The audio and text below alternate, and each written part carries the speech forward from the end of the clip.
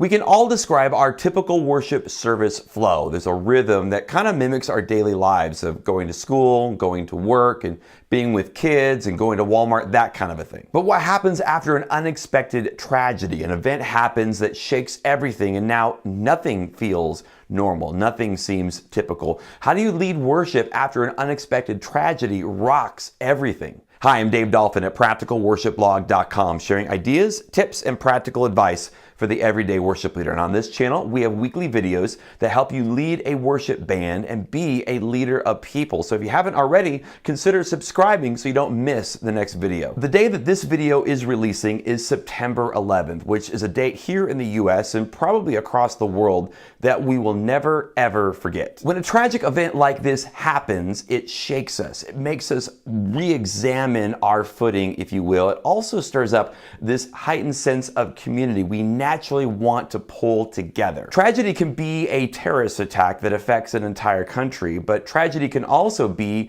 a prominent member in your congregation that dies unexpectedly. So I want to share two quick stories about me as a creative that had to lead people, how I responded after a tragedy, and then 3 tips that I can give you if you're the one on the schedule that has to lead a group of people after an event like this. The first tragedy that I can remember that affected me was the Oklahoma City bombing in April of 1995. 2 men turned a moving truck into a bomb, parked it in front of a federal building, and the end result was 168 people dead, over 600 people injured, and over 1/3 of the building completely destroyed. I was in college at the University of Oklahoma at the time, and I just remember sitting in front of the TV in the living room hour after hour, watching the live coverage of the news, just completely in shock. Now, this happened on a Wednesday, and I was to lead worship in our college ministry on Sunday, and I don't think I made this decision consciously, but at a subconscious level, I decided that I just didn't want to deal with this. I didn't want to face that this had happened. So I was just going to ignore it. I was going to plan a set list like I typically would on a Sunday with songs like Celebrate Jesus and the whole bit. So Sunday morning comes and I do my songs like I would on any other typical Sunday. And then the guy that leads the college ministry, he comes up afterwards and says to the room full of people that we probably should have done things a little bit differently. And I don't think he was trying to throw me under the bus. I think he was just saying what everyone else in the room was already thinking, that we can't just go back to the way things, how we've always done them, at least not right now, because things were different. Now, fast forward a couple of years, and I'm working at a radio station as the evening DJ. And this story doesn't specifically talk about leading worship, but it is an example of leading people after a tragedy, because on May 3rd, 1999, an F5 tornado ripped through Oklahoma, and specifically the Oklahoma City metro area. Now, tornadoes are a regular thing in Oklahoma, but this thing was literally at times a mile wide, and it was one of 152 tornadoes that touched down in Oklahoma that week. I remember driving through the city of Moore the next day, and it was like driving through a movie set. The destruction was unreal. At the radio station, for most of the evening, we just carried a feed from the local TV station and their weathermen. But when things started to calm down and we went back into normal programming, my boss specifically said that he wanted to keep things as normal as possible. Play songs like normal, talk between the songs like normal, maybe pass along helpful information like where the shelters are, but otherwise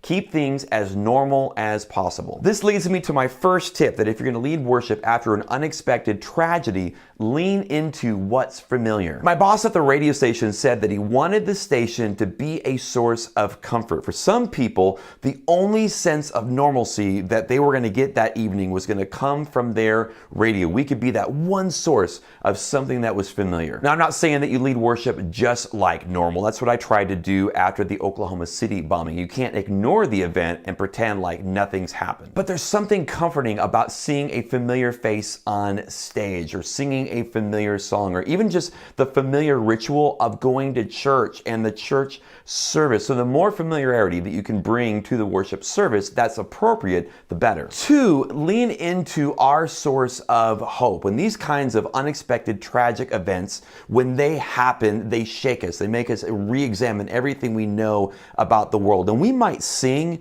that Christ alone is our cornerstone, but if we're honest, on a typical day, at least some, partially, maybe maybe a little bit of our hope is still tied to man in this world. So this is a great opportunity to remind people that although the world might seem like it's falling apart all around us, that there are things that will always remain, like God's love for us and His Word and God's promises and God Himself. In a time when we're just trying to put our lives back together, select songs that speak to these things that will always remain. Share verses that point us back to where our hope should be. 3, lean into community. These types of events pull us together. There's a sense of community that's at an all-time high after a tragedy. Choose songs that people know and can sing effortlessly. Make what makes that song great less about what's happening on the stage and more about what's happening in the room, that the church is singing loudly and the church can hear themselves singing loudly. It's a great way to remind us that we're not alone, that we have God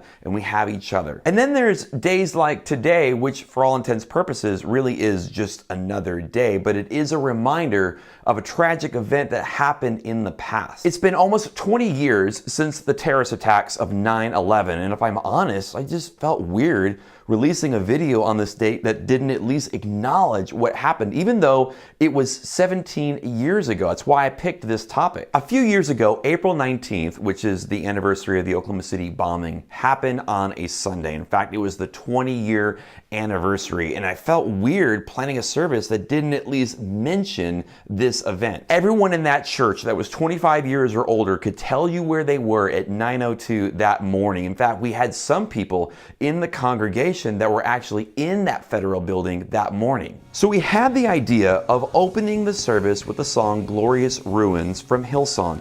And during the song, we showed photos of good things that came out of the tragedy. The Survivor Tree, the Oklahoma City Memorial Marathon that has raised over $2 million. How the people of Oklahoma were able to minister to the people of New York City and Washington, D.C. in 2001. It was a way to look back in hindsight.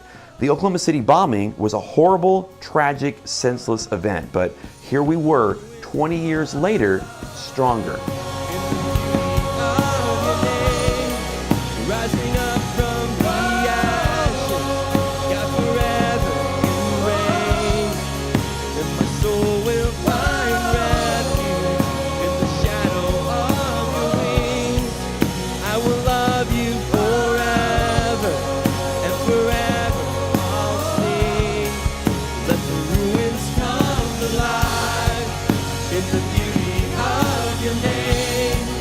Rising up from the ashes, God forever you reign, and my soul will find refuge in the shadow of your wings.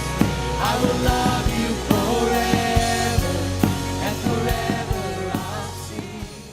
For more videos just like this one, consider subscribing to the channel. And for more advice from me personally, there's a small little ebook called 20 Things I Wish I Knew 20 Years Ago. It's the advice that I've learned over the last 20 years of doing music ministry, and you can download it right now for free at practicalworshipblog.com.